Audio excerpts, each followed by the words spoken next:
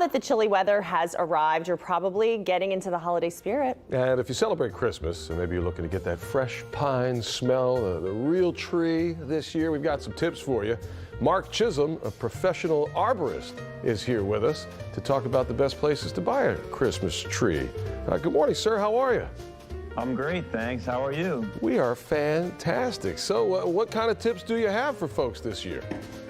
Well, you know, the first thing I always get asked is, how do you pick the right tree? Where do you go to buy it? Those kinds of things hit me. And, you know, for me, I like to point people to the small business. I'm a small business person myself, and I like to support people that support my community.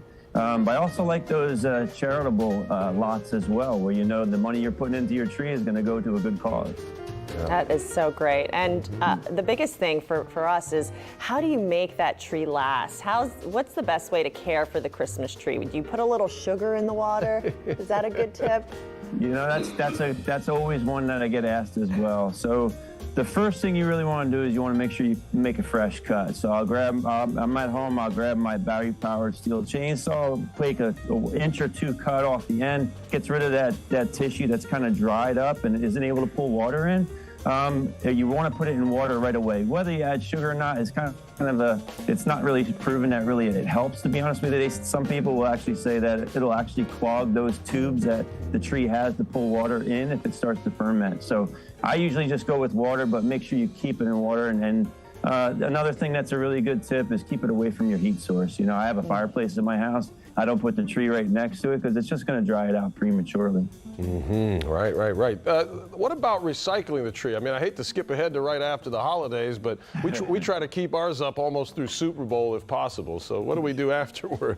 Yeah, me too, actually. I don't like taking it down before the Super Bowl if I can. But, you know, once you're done, obviously remove all your lights and your ornaments because you don't want to lose them. It's not good to have them go through a machine that recycles them. But putting them out by the curb, a lot of places will pick them up. They'll do it for free. They'll recycle them, and then they'll even give residents a chance to go get that mulch and use it in their yards to support their landscape. By me on the Jersey Shore, we even have lots where they'll collect them and they'll either put them into like fish ponds and submerge them for habitat support, or they'll even put them on the dunes at like the ocean areas because that'll help keep erosion down all winter long. And then as they break down, they go back into that soil and actually feed the plant life on the dunes as well. Very cool. Shout out to my parents who are at home at Jersey Shore, my home away from home. Very cool. So I see there's always a lot of different trees behind you. What is the best one, would you say? Would you pick one in a certain climate? Would you pick one for a certain size or width?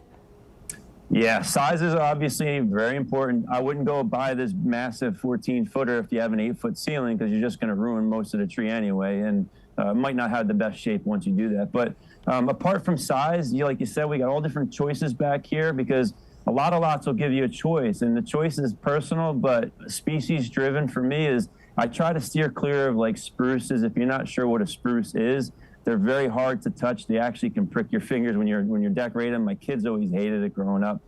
So I like the firs.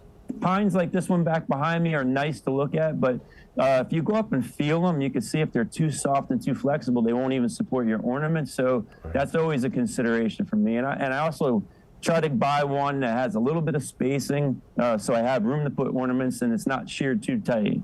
Yeah, no kidding. You get that spruce, you start running the lights through. Next thing you know, your arms are all scratched up. You know, it's part of the fun, the tradition, right? Good stuff. Yeah, Yes. come on, let's decorate the tree, kids. All right, sir. Thank you, Mark, so much for these great tips. And My pleasure. we've got more information about Christmas trees on click2houston.com. Just search Christmas trees and Scene at 7 to find it. Have a Jersey Shore Christmas. Thank you. Merry Christmas.